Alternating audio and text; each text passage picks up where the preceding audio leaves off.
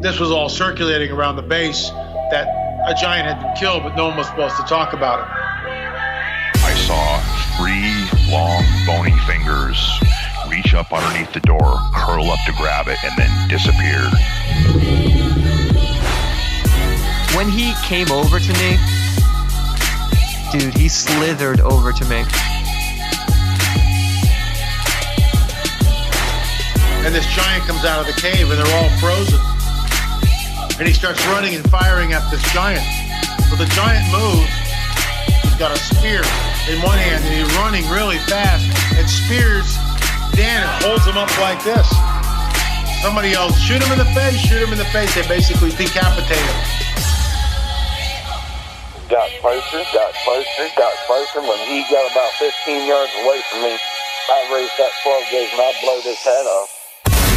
I feel something pulling at my leg, and I look over and there are 2 small gray entities pulling at me. And they're literally, I'm getting pulled off the bed. I reached my hand into this bush and I touched air. Couldn't breathe and I couldn't move because I know I'm seeing a monster.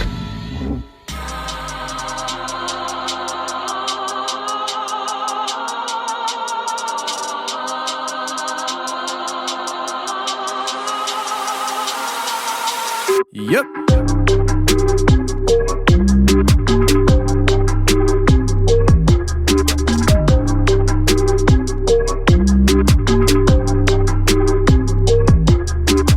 Welcome to the show, everybody. You're listening to The Confessionals. I am your host, Tony Merkel. Thank you for being here. If you've had an encounter or a story you'd like to share with me on the show, go ahead and shoot me an email. My email address is theconfessionals@theconfessionalspodcast.com. That's theconfessionals@theconfessionalspodcast.com. Or go to the website, theconfessionalspodcast.com. Hit the contact section. You can reach me that way as well. Either way works for me. Just get a hold of me. And if you want more shows every week, on Thursdays, we release a bonus show to members only on the website. So if you want more of The Confessionals, and you want to hear all the previous member shows and all the future member shows and the one coming out this Thursday, go ahead to theconfessionalspodcast.com, hit the join button, and become a member today. If you want some emergency preparedness food, go to preparewiththeconfessionals.com. That's preparewiththeconfessionals.com. There you can get 4 weeks supply of emergency preparedness food that lasts up to 25 years. And if you purchase that, we'll knock $100 off for you. It's a great idea to be prepared in any kind of situation for you and your family. So if you're interested in preparing for future events of shortages of food, go to preparewiththeconfessionals.com. Now, we have Will coming on this week, and Will is a clinical supervisor at a treatment facility in Minnesota, and he has some experiences with his clients and hauntings in the facility, people being possessed. He talks about that. He talks about his possible Bigfoot experience, UFOs. We get into a lot of different stuff. So let's get to Will right now.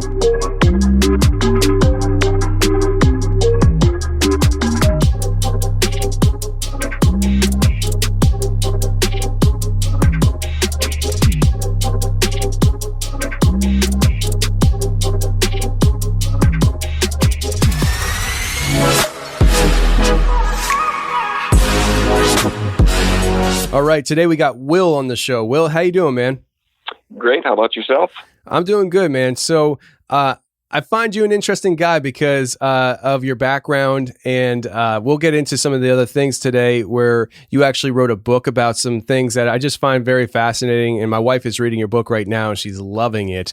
Before we get into anything, though, let me do this. What's the name of your book, and where can people get your book? It's called Deconstructing a Paradigm, and it's available on Amazon. Okay, so Deconstructing a Paradigm, it's available on Amazon. Give the audience like a synopsis of what the book entails. Well, I guess what I was going for is really, it does have a subheading also. I probably should have thrown that in there. A Treatise for the Unbelievable. So Deconstructing a Paradigm, a treatise for the unbelievable. Really, that's what it is I came to a point where I started getting into some weird things, and I don't even remember how it started, whether that was with stumbling onto L.A. Marzulli's work or the first Dogman Encounter episode that I heard. I don't know where it came from. And I always had a belief in supernatural things.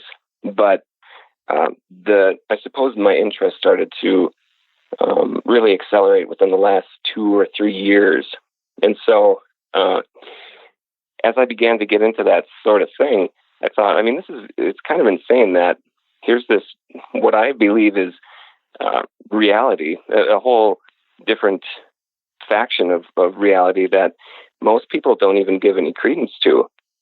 So I guess what I wanted to do is almost come at it from an apologetics approach.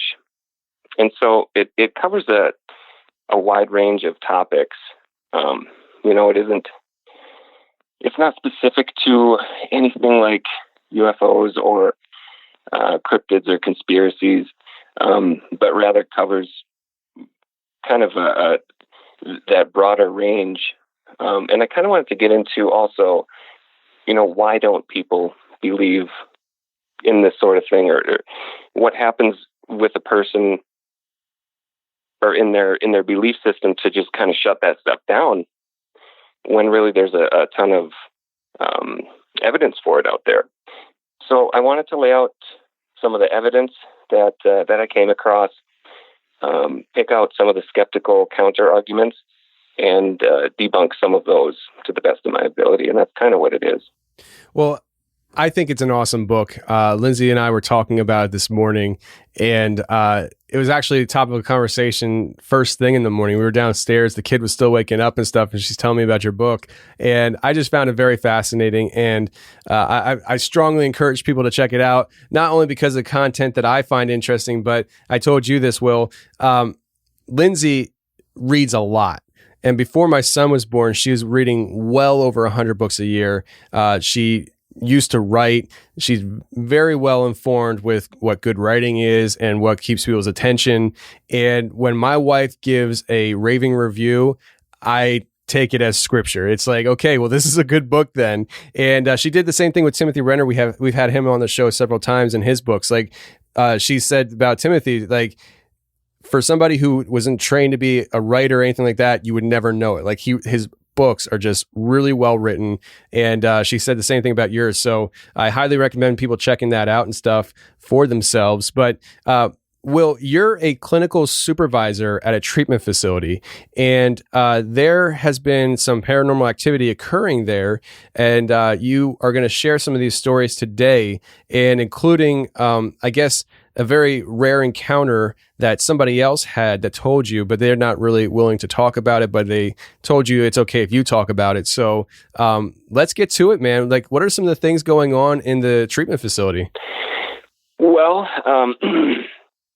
I guess I'll just start out by saying it's a facility for the chemically dependent and the mentally ill. So it's a dual diagnosis facility.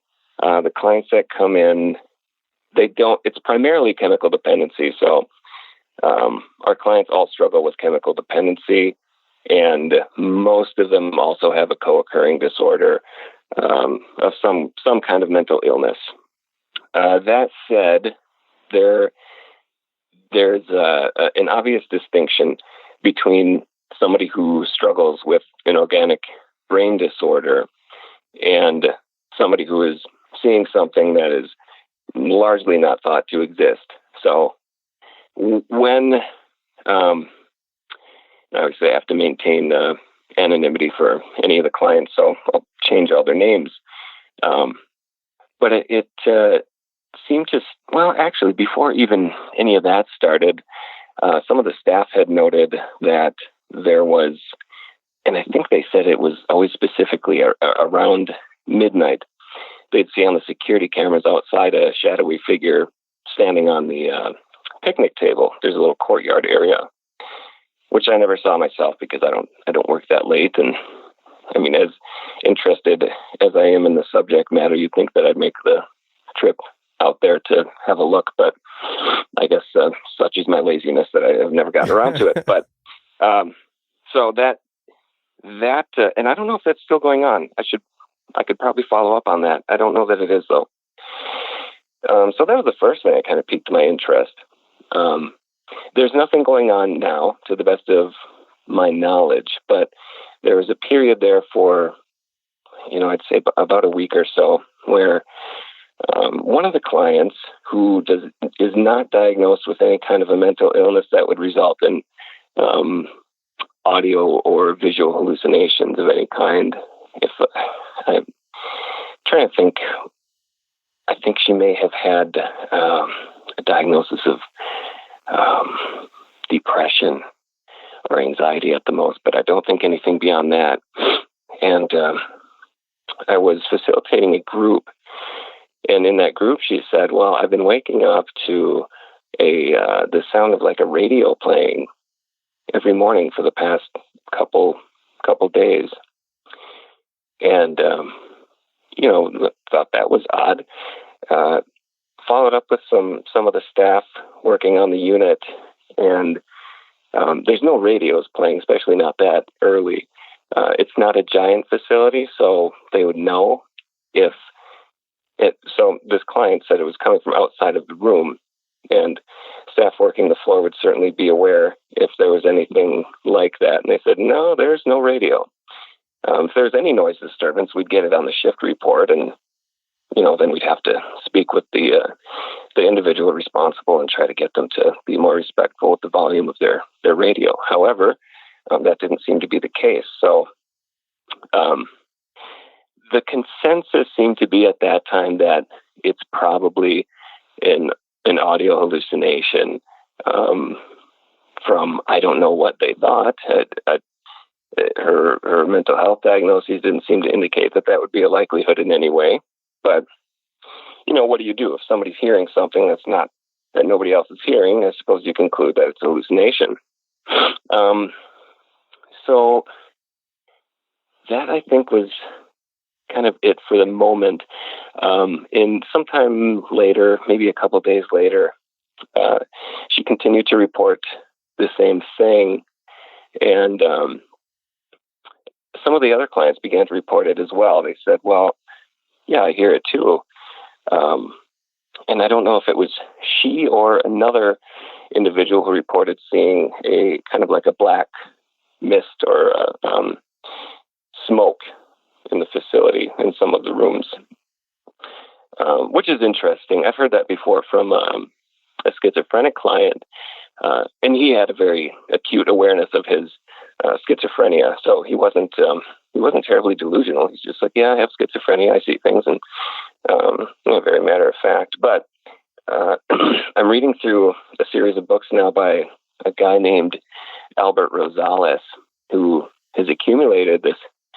It's a series of books called Humanoid Encounters, and I don't know if I'm supposed to plug other books, but it's really quite a comprehensive collection of people throughout it starts 1 AD. I think the first one is a report of Pliny the Elder, who reported seeing a centaur not frozen, but preserved in solidified honey. He goes on to describe it and everything. It's like, wow, so that got my attention. So I'm working on that series of books.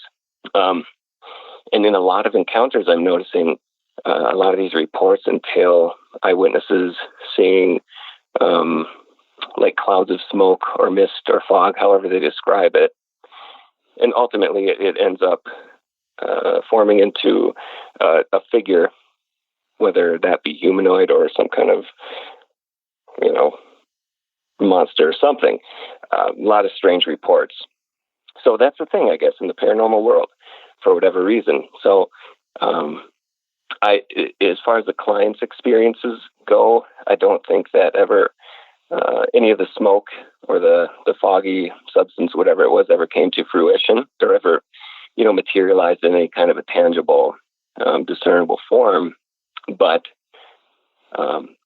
it was curious that multiple clients began to report similar things. And so that went to the treatment team. And we staff these things on a daily basis. When we come in for the morning, the professional team will sit down and we'll review any of the reports of kind of what's going on. And so that was communicated during the report. And the I guess not everybody offered their input. And anybody that was perhaps thinking that, well, maybe something otherworldly is happening here, probably would not jump at the opportunity to say so, myself included. So I didn't. But it seemed to be the case that most people, including mental health professional, and we have a team of counseling staff and mental health staff and social worker and so on and so forth. So, and among them, it seemed to be the case that they were thinking that this is like a mass hysteria type thing. That, okay, so Sally is reporting this, hearing this radio and having this weird experience. So now other people are having the same experiences because they're getting themselves all worked up. And, to me, that explanation doesn't hold any water. I mean, it would be similar to if you had said, I went fishing the other day and I caught a trout and I started seeing trout jumping from behind the couch or, wherever I am. So just because somebody says they had an experience, it doesn't incite other people to hallucinate the same experience. Right. So I don't find the idea of mass hallucination valid, since hallucination is supposed to be a subjective experience that originates within the individual's mind. You can't have two people hallucinating the same thing. If more than one person describes seeing a thing that is not supposed to exist, then they really saw that thing. There's no statistical probability that two people would fabricate the same exact specter or hallucination down to the minute details. So oftentimes I think when people are saying or they're relegating an experience to the realm of mass hysteria, what they really mean is mass hallucination, and that's simply a fairy tale. Mass hallucination isn't a thing. It doesn't happen. But nonetheless, I guess we're almost forced in a position where they couldn't conclude it could possibly be anything else. So the clients must be getting themselves worked up. And I think it came to a head at one point when this individual, still hearing the radio, when did she say this? I can't recall if I heard this directly from her in another group or if it's something that came through in one of our clinical staffings. But she began to wake up, and not only was hearing the radio, but then she would see a red light coming from the hallway, kind of shining under her door, and it appeared as though the floor was wet, which is strange. So whatever's happening, this hallucination, if that's what it was, is becoming a little more complex. And the last I heard of it is so now there's this other client, and I'll call her Amy. So Amy was lying in bed in the morning, and she felt her bed compress around her as if there was an individual standing on her bed with one foot on either side of her. So her bed began to sink in, and she was quiet about it. She really didn't say much. So she didn't want to talk about it. I didn't press her, but I know that much. I don't know if she actually saw anything, but it was enough to make her scream. And at that same time, Sally wakes up, and she's got the red light thing under her door going on, and she looks to where her closet is, and there's a figure hanging in her closet, which she sees in enough detail to note that it was a Native American. It didn't really go into detail with the description of the attire or anything like that. So after that, I think it seems to have slowed down. I don't know. I guess my impression is that we did have a client there also who I enjoyed speaking with quite a bit. She was into the New Age kind of stuff. And when I met with her, I was like, that'd be careful. with that, I think that can open doors that we don't know necessarily how to shut. And she was, you could have a conversation with her. She didn't shut it down or anything like that, or take personal offense to it. But she had said that strange phenomenon seemed to follow her one time, and this was on a meth bender. She lost control of her body, and she said it happened for about 3 days. She was not the type that was really given to emotion too much, but she did begin to cry when she was relaying this story to me. And again, she didn't really go into detail, but she was not in control of her own body for a good 3 days or so. And, I said, well, that sounds like possession to me. And she said, yeah. So it's something that had an impact on her and freaked her out quite a bit. There's kind of a separation. I mean, if I'm praying for clients and trying to share with them my own beliefs, I can't imagine that would go unnoticed for too long. I'd probably get yelled at for it. So I don't make a habit of praying for my clients, but I did with this individual. And there's no, demons didn't fly out of her mouth or anything like that. It was just a prayer. And she said, thank you. And that was that. But I wonder if I can't narrow it down to the exact day she left that this phenomena started to decrease or go away entirely, but I can at least ballpark it to about that time frame. And we have clients coming and leaving, so it wasn't necessarily her, but to the best of my best guess is that she may have unwittingly kind of had an influence, but again, I can't be certain. Yeah, I know that there is something with meth that I've noticed that stands out. Aside from other drugs, people on meth often see shadow figures, and you don't hear it with heroin. You don't hear it with hallucinogens even. It's with meth. Now, it isn't directly related to the meth high, but more the fact that meth is such a potent stimulant that it can keep you up for days. So these people that are just on meth and staying out for days at a time will begin to see shadow figures. And, I'd say, well, it's a hallucination induced by staying up for such a long period of time. But if your brain is just wildly hallucinating from sleep deprivation, you'd think that you'd have a more diverse array of hallucinations rather than just everybody seeing shadow people. So there's something about the drug itself. And your audience is probably already familiar with the term pharmakia, and where our current, essentially the word for drugs is derived from. It's synonymous with sorcery. So there's that connection between drugs and the spirit realm, especially when you start looking at something like ayahuasca and people's experience when they go on these DMT trips.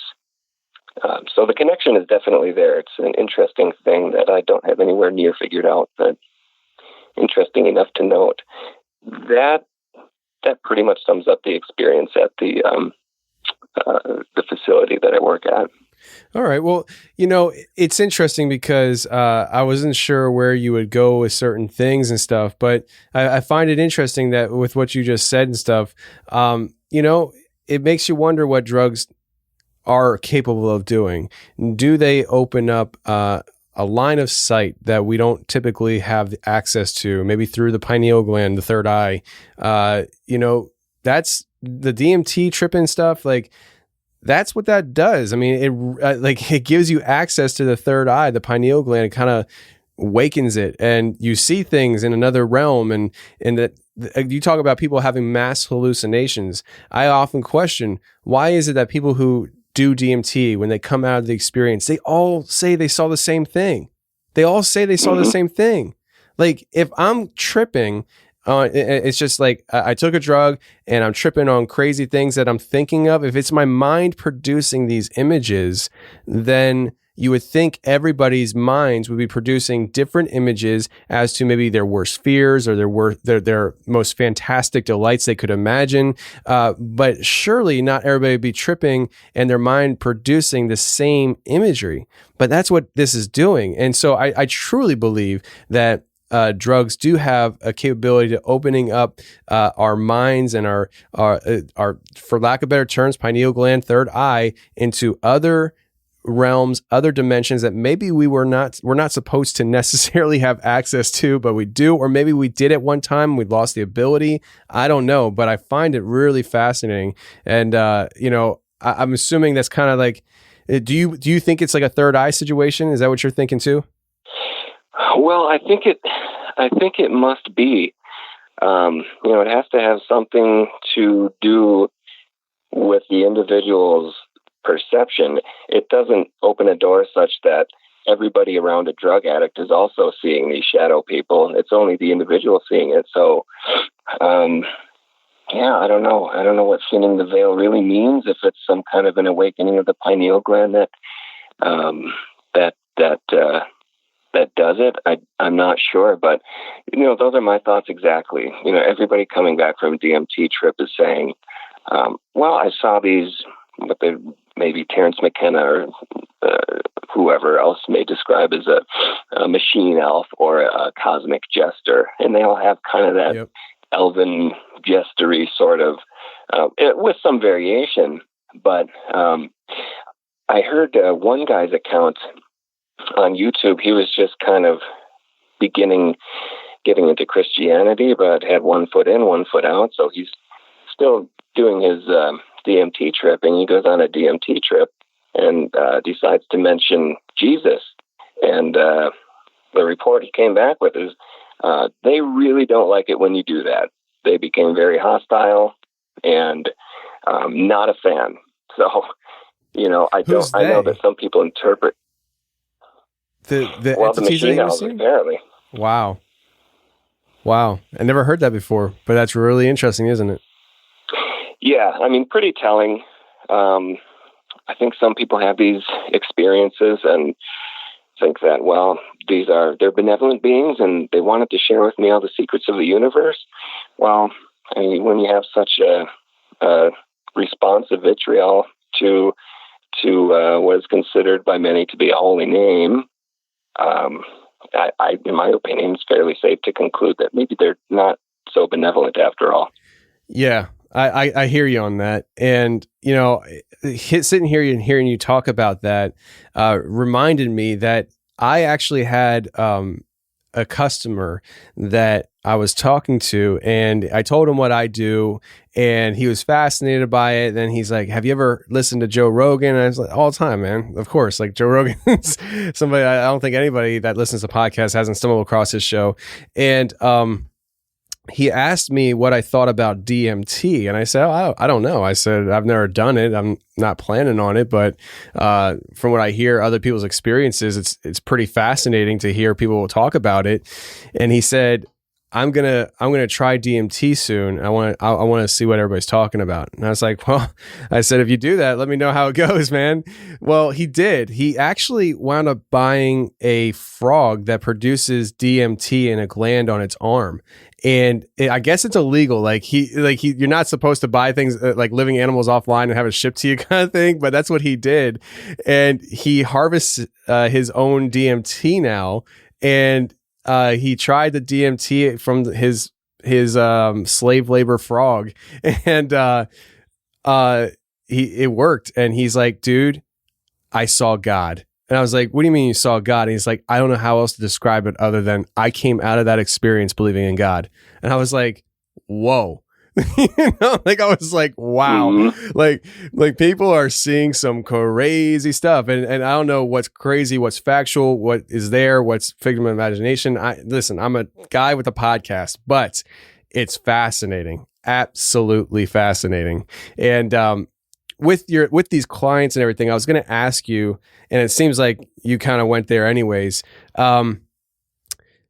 It seems like if it was a 2-week period that maybe it was somebody within the facility. Maybe it was that girl, maybe it was somebody else, but it seems like somebody brought something in with them and it was kind of doing its thing until that person left. Did you ever have a chance to really look at records to try narrowing down the set of people that it could have been other than that woman? No, I didn't. And we actually had a number of people it could have been. And I mean, if it was anyone, I don't know. I guess that's an assumption I'm making. But when I was talking with her, our conversation started to stray toward astral projection, things like that. And she's like, yeah, I know. There's a few people here who astral project. And I'm like, really? I didn't ask who. I didn't want to pry or anything like that. Although maybe I should start being a little more nosy because I would have been interested to know. Yeah. But it is, I think it's a more prevalent thing than most people are aware. So, if we had a number of clients who are astral projecting and doing things like that, then certainly could have been anybody. Yeah, I've never said this on the show before because I don't know how much I believe it, but I'll tell you a story real quick. One night I was producing this show and it was probably like 2-3 o'clock in the morning. And I was in the office by myself, family sleeping. And I just had this sudden urge that I wasn't alone. And that doesn't happen to me often. In fact, rarely it happens to me. You would think it would happen to me a lot with hearing all these stories that I do on the show, but I don't know if I've gotten numb to it or what, but I really don't have many experiences in my life, and if I have them, they're spread out. But this experience, I'm sitting in the office, and I just have this overwhelming feeling that I'm not alone. And I didn't feel like the first thought that came to my head wasn't there's a demon in here or there's a ghost in here.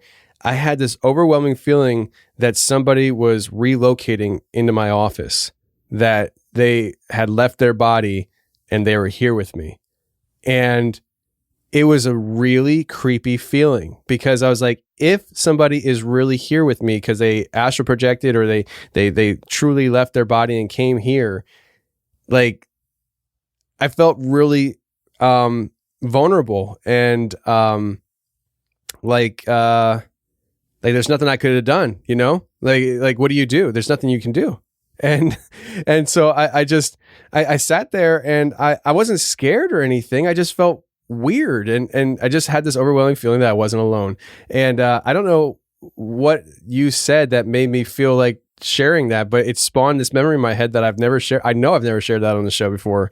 And it's interesting though, this whole astral projection thing, and people actually being able to do it on demand. Cause some people say they do it by accident, but some people are actually doing this on demand. Yeah. And, it's more prevalent in some communities more so than others. Did you get any sense that it was of a personality, like it was, say, perhaps somebody you've had a run-in with before? I know you had this experience where this individual was apparently trying to put some kind of a satanic curse on you. Yeah. Well, I never really felt until now that you said that it could have been that person. And I don't know if it was that person or not, but what I felt like there was like this mind's eye thing going on where I felt like this presence was here. And I don't know, I guess it was my mind's eye was drawing this image. I don't know if it was true or not, but I had this feeling that it was a male presence and that the person was not an overly powering person physically, that they were more slender, dark hair. And for whatever reason, I felt like in my mind's eye, I was seeing somebody with slick back hair, not real long hair, but it was just like kind of like slick back. And honestly, like I've never had an experience like that before. And it was just once. And I don't know if it was just my imagination getting to me after listening and working on a show that late at night or what, but I just had this overpowering sense that there was somebody in the room and they were there in spirit form. And I had this sense that they were projecting themselves here, that they weren't a dead person and it wasn't a demon. I had this sense, like it was like, with everything that I deal with on the show, you would think that if I was going to get freaked out at random with a random incident that pops in my mind, it would be like a demon or, Uncle Joe with the axe or whatever. But this was a very specific feeling of somebody, like it stopped me in my tracks. Like I felt like there was somebody here that was astral projecting themselves to my location. And it was really weird, but I don't know. Like I have no proof of it. I didn't see anybody with my physical eyes. It was just like my mind's eye, like was painting a picture of this presence that I was feeling there. Yeah, that's interesting. I tend to these days want to rely more on that kind of intuition, because it would be easy without having any proof to say, staying up too late, maybe it's my imagination. But then, why don't you have similar incidents during other times where you're staying up too late and you're tired? And it's kind of hard to say without any definitive proof.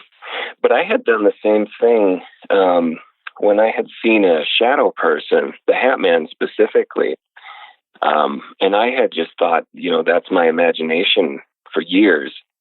And only when I started to really get into this and find that there are several people who have seen a shadowy figure wearing a hat did I decide, okay, well, that's a little bit beyond coincidence. If I saw that and I thought I saw that and it made enough an impact on me that I carried that memory with me, and other people are seeing the same exact thing, then it's pretty unlikely, again, that everybody is just having the same exact hallucination, including the details of its attire. So, actually, there was a show you were doing, I think one of your earlier ones with Lindsay, where she had said something similar. That I think she had an experience and then just kind of wrote it off as imagination. But later on in her life, was hearing about other reports and then kind of went, I must have, if other people are seeing it, then I must have. And you'll have to correct me if I'm wrong on that. I'm not sure, but episode 3. Yeah. I know it was one of those earlier ones. And that's kind of what made me go too, like, oh, wow, that's pretty much my experience. Yeah. And I think that's a lot of people's experiences where, they have an experience, they don't know how to define it, because you're not being taught anywhere in life how to define these kind of experiences. It's not like it's in a handbook at school. And so you have these things happen to you, and more often than not, people just move on. They stop thinking about it because they don't know how to define it anyways. They don't want to talk about it because they think they're the only ones. And so they just go through life knowing they have this memory of something, doubting it as time goes on, wondering if they just imagined it. And then, shows like mine and situations where they stumble across a plethora of stories that are identical to what they experienced, or at least really close. And it gives them a way of, maybe working it out in their minds, even if they're not coming on my show or, telling the world about it. Like, maybe it helps people work it out in their own minds that, hey, at least I know I'm not crazy, and maybe this really did happen. I don't understand it, but at least I know I'm not alone in it. And that's, one of the biggest motivations for this show really is that just people get things off their chest, and then the people listening have the opportunity to hear a story that maybe they can relate with and helps them as well. I'm not a therapist. I'm not, anything like that. I just, that's the kind of environment I want for the show, where people just come forward. It's table talk. We're just sitting around talking about each other's experiences, and hopefully everybody's benefiting from it. Well, definitely. And I can say from personal experience that people are. And since I've, I guess my interest in this subject matter has increased, I've come to the same conclusion with multiple things. Another one was a result of listening to your show too. I recall a time, it was several years ago, I was outside on the porch at the house I grew up in Wisconsin, and just kind of looking up into the sky, and I saw a light appear. It was just like a star. If it didn't do what it did, then I would have thought, well, it's a star. But it didn't just stay sedentary.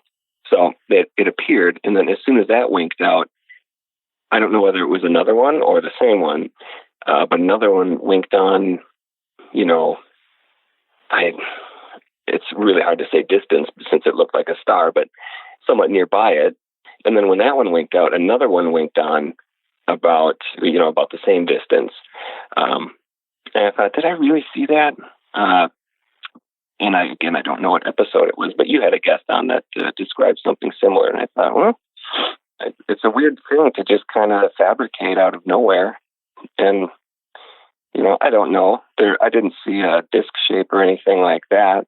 It was a UFO in the truest sense of the term. It was an unidentified, probably a more closely described as unidentified aerial phenomenon rather than a flying object, because I really couldn't say either way. But then the same thing happened to me with Bigfoot too, and I wouldn't have thought that it was a Bigfoot until I listened to enough episodes of Sasquatch Chronicles to understand their behavior. And that was also at the same house on the same porch. And I know I wasn't imagining that because I was out there with my sister. And this was back in the day. So I was still I haven't drank in over 12 years, but I was then. And we were having a cigarette.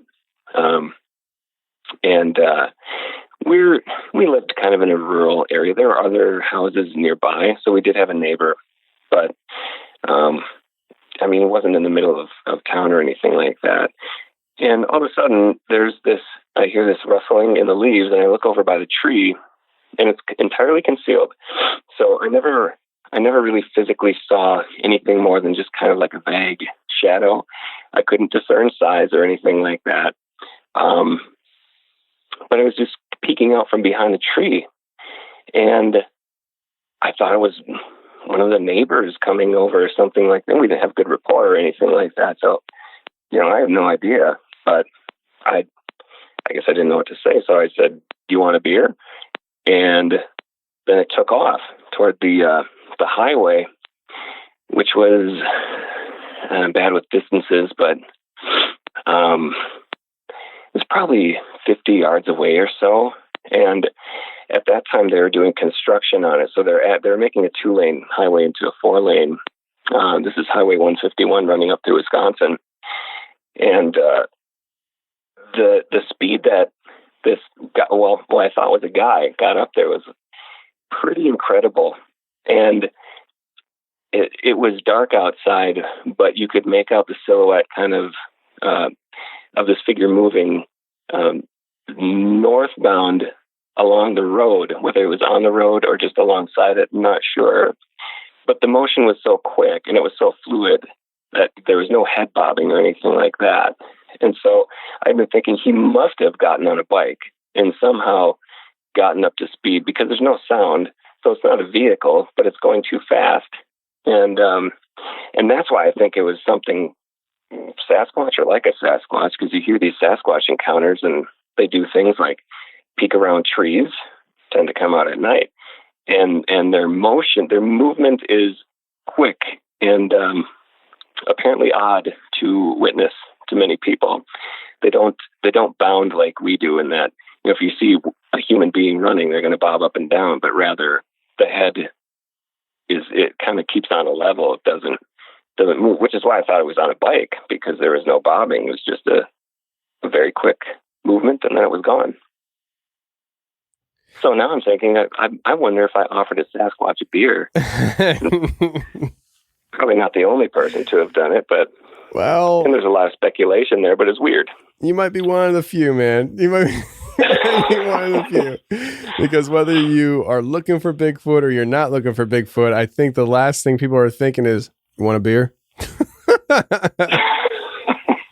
That's funny. That's funny. This is true. I had a friend who, before I started the show, actually had just come out of my paranormal Bigfoot closet, where I kept all the stuff that I do in private from my everyday life. And I had a friend of mine come to me and tell me that one day he was hunting, and he was in his tree stand, and out of the corner of his eyes, he saw something. And now this is in Pennsylvania. We only have black bear here. We do not have brown bears. We don't have grizzly bears. We have black bears. That's it. And in the area he was in, there are bears. But what he saw was something it was real quick that he saw it, but it was about 10 feet tall, on its hind legs and walking into the tree line. And it was brown. And so he tells me this story, and I'm like, "Dude, you freaking saw a Squatch." Like, I was excited and all that stuff. And I still think that's what he saw. But over time, he started questioning himself. And the last time I talked to him about it, he said to me, man, I don't know what I saw. I'm starting to think that maybe I didn't see anything but a bear. And in my head, I'm like, what do you mean, dude? Like, you saw something that was brown in color, like, let's just say 8 feet tall, 10 feet tall, like tall.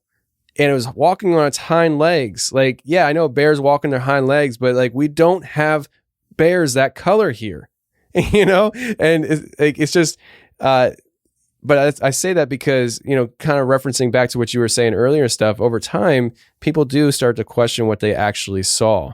And, I think that's why if you had an experience, listening to shows like mine are helpful for people to truly sort things out in their mind, whether they talk to somebody or not about it, just to know that you're not crazy, you're not alone in this world, and something bizarre that you saw. I think that's comforting for people. It is. And it's strange how that happens, because I'll tell you the Hat Man experience I had, I don't know if I must have been like 10 or so. But it was in the basement. We had a living room down there. We had family down there. I think it was probably my mom and brother and sister, and my dad may have been awake, just down there watching TV. I became tired. My bedroom is kind of just off the living room, so got up off the couch and walked toward my bedroom. The door was open, so I could see in there. But before I actually stepped foot into the bedroom, I see this shadow that's darker than the rest of the bedroom sitting in front. We had a TV in there where we had, at that time, it was probably Super Nintendo. It might have even been like the original old school. So it was sitting in front of the TV, and it's got this hat on, and it's got the remote, or the Nintendo controller in its hand. It looks over at me like it's offering and gesturing for, like, hey, it's your turn to be Luigi now, or something like that. And I got out of there. So at the time, obviously, it was real enough for me to, nope, I'm not going back to bed. I'm going to go sit back down on the couch for a while. I'll wait till my brother goes to bed, because at that time we were still young enough where we were sharing the same bedroom. We had like bunk beds or something, I think, at the time. And so that's what I did. And after a while, you begin to think, well, I mean, that's a pretty odd thing. The room was dark. Maybe I was tired. But it takes hearing other people's encounters to go, maybe there was something to that. And at this point, I just think I've heard so many Hat Man encounters now that it's just beyond coincidence that can't be the case. I just think I saw this thing, and I never saw it again. But there were some odd occurrences that happened at that house.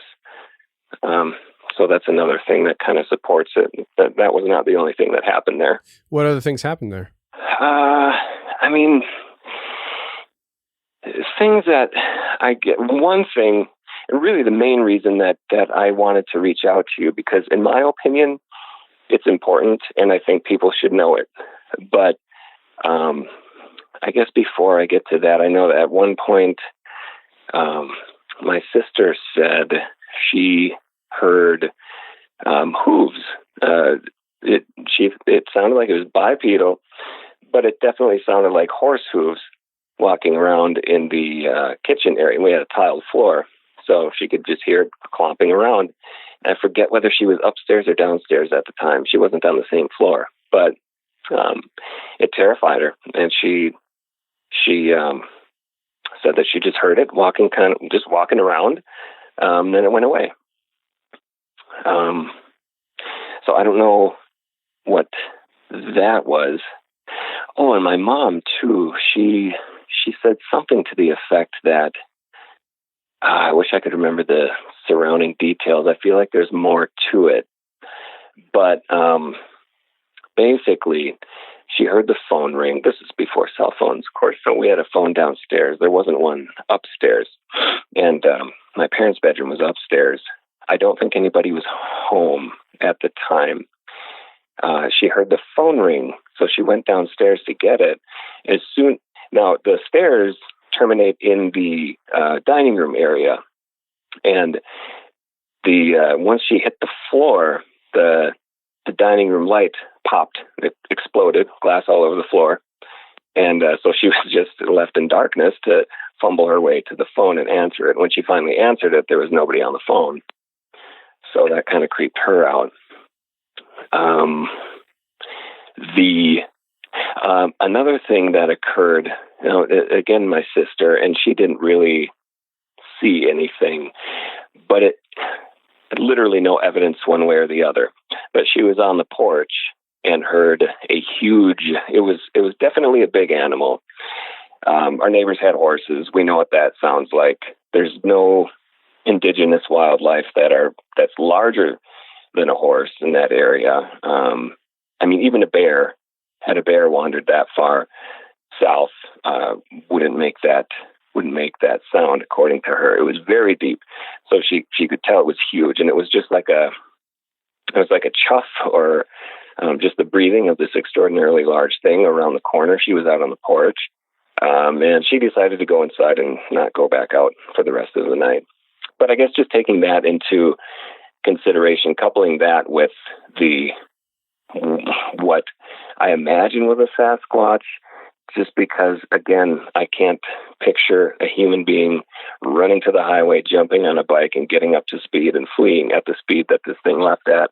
And it may not have been. I mean, it could have been any number of things. I suppose a Sasquatch is not the only cryptid or paranormal type thing that it could have been. But I don't know, it was something weird it sounded like. So not a lot of detail there. But yeah, well, I mean, I know it's speculation, but I mean, that's what we do, right? That's what we do here. We speculate, we think about, what if and what could have been. So there's no harm in that. Before we kind of wrap this episode up, I would like to dive into just some things with you on your book. And, I didn't tell you we were going to do this, so hopefully it's okay. But I want to ask you about Aleister Crowley, because I guess you had said that in the book that he was visited by an entity named, I don't even know how to pronounce it, AIWASS. I think that's how you spelled it. And the picture in the book, I guess, my wife was telling me about it, looked like a gray alien. Is that so? Is that ringing a bell? Yes, and I've heard that that entity that he channeled, and I don't know if that was through what he called the Alamantra working, or if that was another kind of set of magic spells he did, also go by the name of Lamb, unless there's two separate entities that have gotten confused. But it's one of the earlier depictions of a gray. And, if we're looking at grays as extraterrestrial beings, why are they coming through in these occult rituals?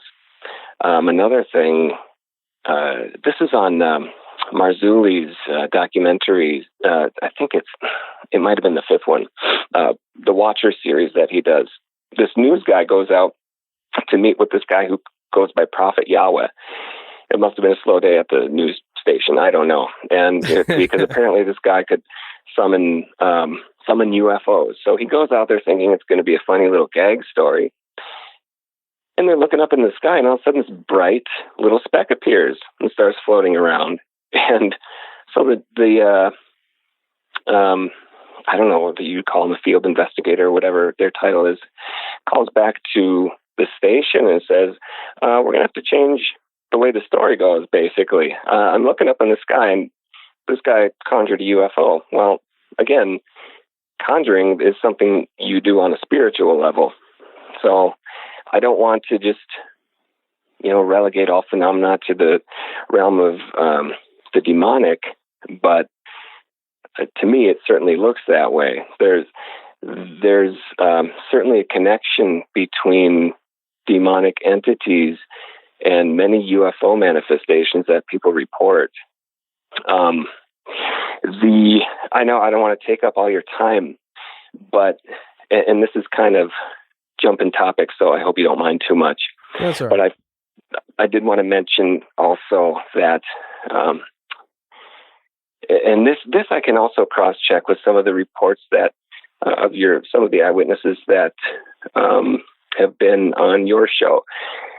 One guy, he said he was like, he must have been like 2 years old, and he saw this little red dragon reptilian thing holding his arms down while he was in his crib/bed or whatever it is. And then you heard a loud roar. It would roar at him and disappear, and that happened for 2 or 3 nights before it stopped. And something similar happened to my brother, roughly the same age.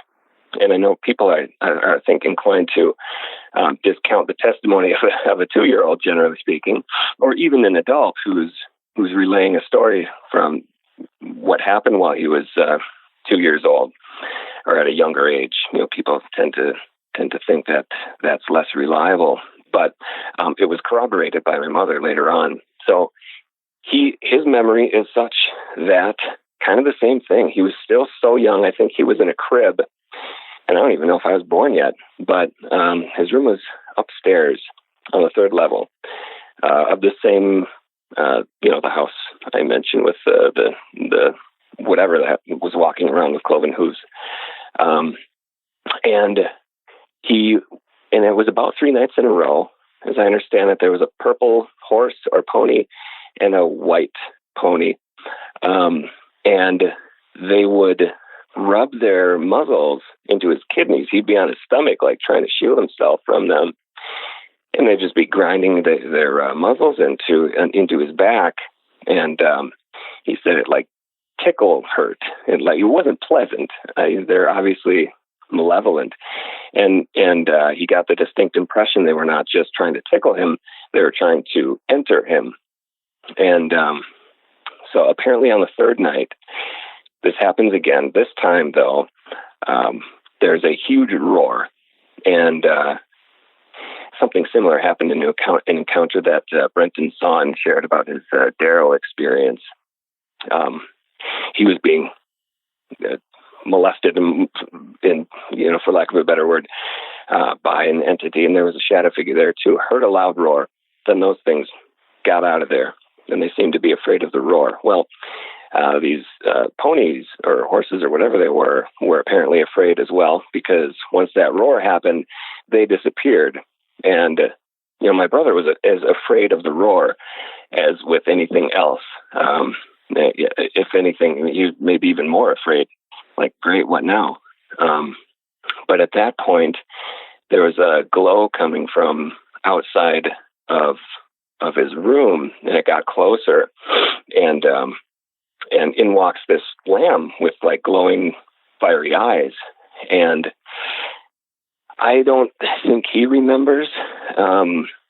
So I don't know how or at what point the transition occurred, but at some point the lamb turned into a human figure and walked with him downstairs, talked with him. He doesn't remember what was said, except for when they finally went back upstairs. My brother didn't want to leave and asked him, when are you going to be back? And he said, soon. And then he was gone.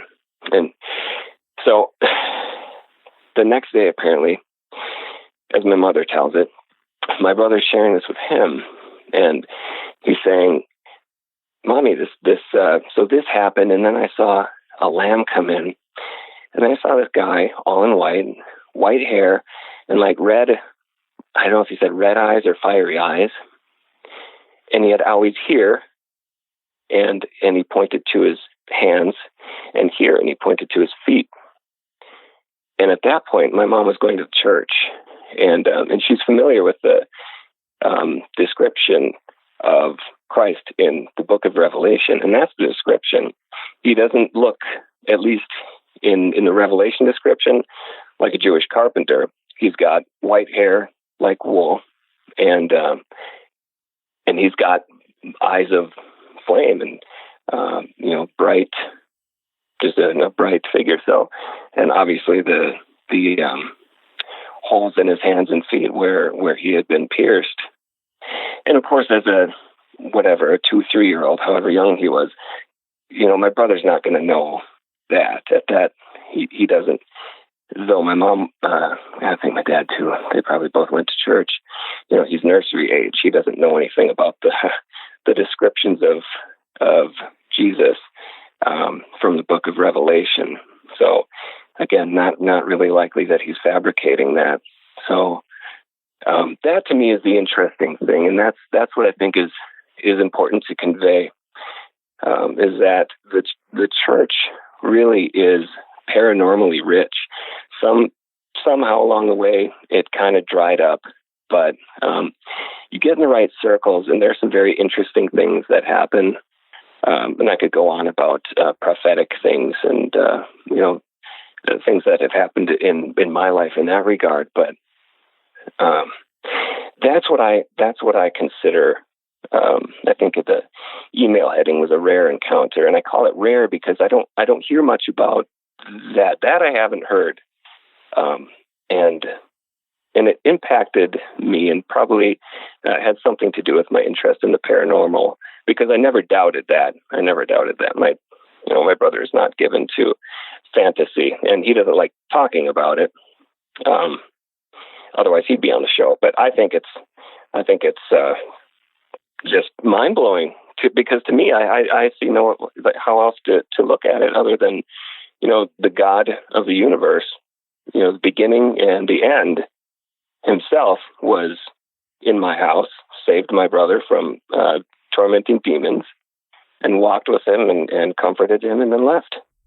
Yeah, and you said it just a few seconds ago. You heard me say it on the show. I mean, we lost our way when it comes to, understanding the supernatural aspect of our belief system. It's far more paranormal, supernatural, however you want to describe it, than most want to give it credit for. And, I have similar stories from family members telling me stuff. I've said it before on the show, where my grandfather sharing his experiences that were very supernatural with me really helped build my faith and belief in this stuff. But everybody has their own life path, and figure things out the way you want to figure it out and stuff. But I do agree with you.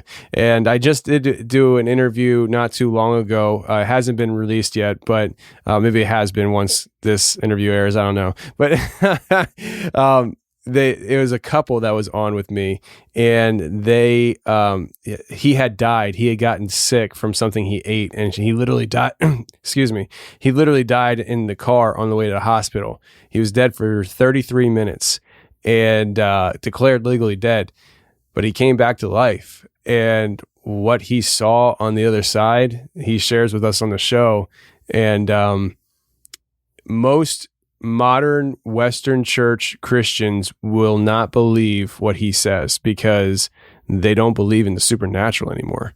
And so, anyways, I could go on and on and on, but Will, I do appreciate you being on the show, sharing your experiences from where you work to the more personal ones, to even about your book and stuff. Before we get out of here, though, could you let people know one more time the name of your book and where they can get it, and a brief synopsis of, I think I said that word right, synopsis of what it is about?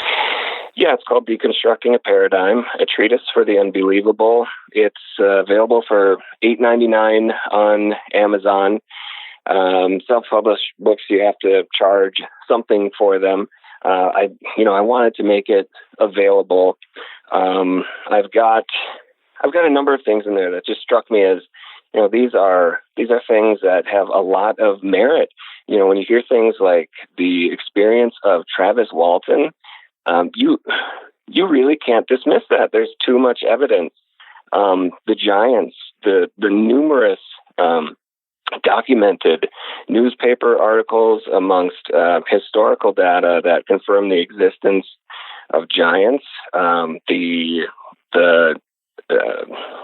what I would call evil influence in Washington, D.C., and how that relates to the Bohemian Grove and Pizzagate and all this pedophilia stuff we're seeing in the news now come to light.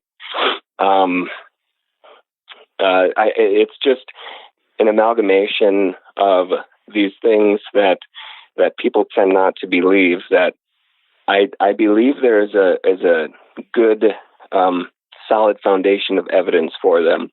And so I wanted to present a lot of the evidence for that, and why really what it is it's an apologetic for the paranormal, and that there's another realm that is truly in existence, and it's threatened by the idea, a very reductionist, materialist idea that is being put forth, that nothing exists apart from what we can see. And I think that's a dangerous belief system, and I think it should be done away with.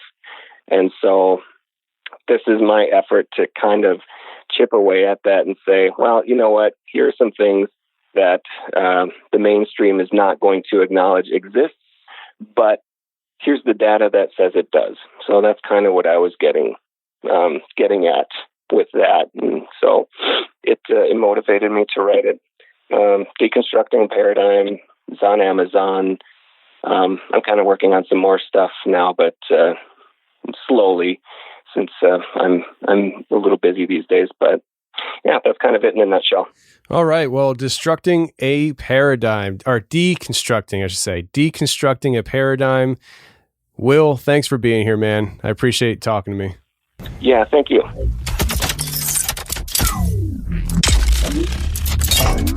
Well, that's the show, everybody. I really hope you enjoyed it. And if you did enjoy it, please share the show with your friends. I don't care where you share the show, how you share the show, just share the show if you enjoyed it, because that's the best thing you can do to help this show grow. Share the show. And just to let you know, before we get out of here this week, I am officially deactivated on Facebook. I did it myself. I had enough of it. There's some things that happened this past week that made me throw my hands in the air and say, you know what? I'm not letting this negativity rent any more headspace up top than it already has. I'm done. I'm out on Facebook. And my wife is still going to be running the social media, so don't worry about it. Nothing's going to change on your end. We still have the fan page. We still have the groups for the show. You can even go ahead and like the Tony Merkel fan page, but on a personal level, you can't go and friend request me on Facebook because I'm no longer there, and I'm feeling great about that decision. If you want to know why I got off Facebook, go to my personal Instagram page. I made a post about it. Just go ahead and check out @Merkification, or just look me up, Tony Merkel. I think on the bio for the show page on Instagram, it links to my personal page, but go ahead and check that out if you're interested in seeing why. I don't want to get into it on the show, but there is a reason why, and it pissed me off. So I'm out. All right, guys, until next week, stay safe, take care, and remember, the truth will set you free, but first it'll piss you off. Bye.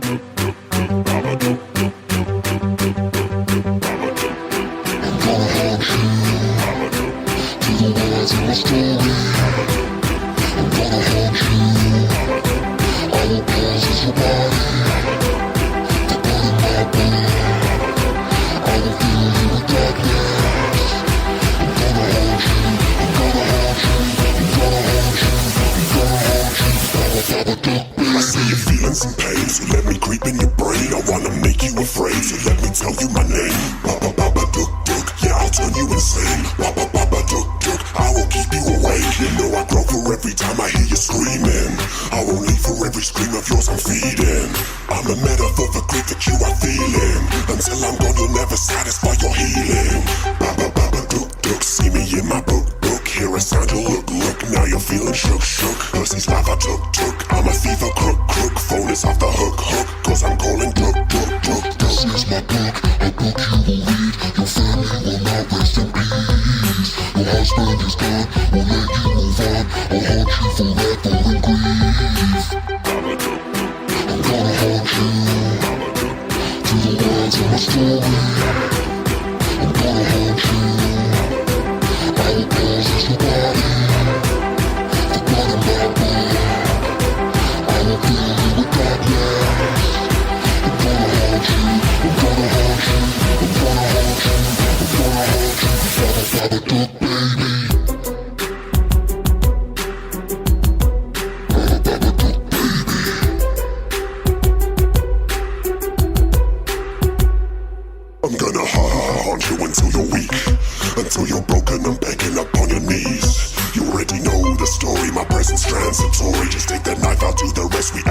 mandatory. He's gonna cry for you, die for you. He's gonna try to convince you, insisting he loves you to keep him alive for you. But this is the time for you, his face a reminder too. Without him you never move on, so he doesn't belong, but he's trying to see strong for you. Never speak the truth because they will be cynical. I exist for you within the metaphysical. We will deal with Sam, I know he has been difficult. I'll make it clinical. This is my book, a book you will read. Your family will not rest in peace. Your husband is gone, will make you move on. I'll haunt you forever in grief. I'm gonna haunt you through the words of my story. I'm gonna haunt you. All it does is your body.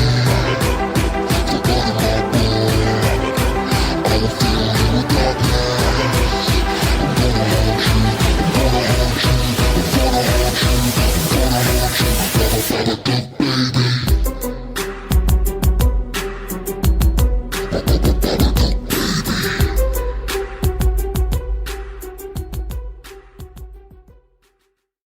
Hey, thanks for watching the Confessionals on YouTube. If you like what you heard, hit the subscribe button, hit the share button, and hit the like button.